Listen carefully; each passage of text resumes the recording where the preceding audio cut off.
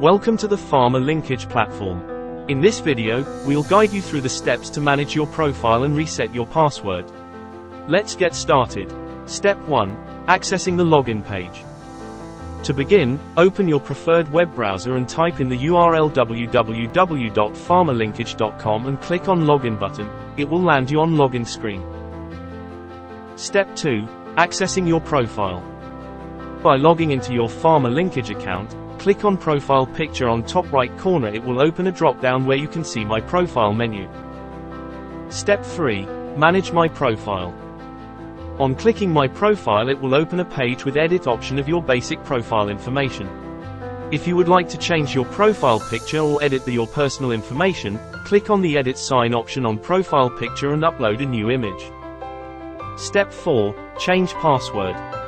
Now, let's change your password for added security. In your profile settings, find the Change Password option. Using this, you can change your existing password to new password. Thank you for using PharmaLinkage platform to streamline your pharmaceutical collaborations and keep your account secure.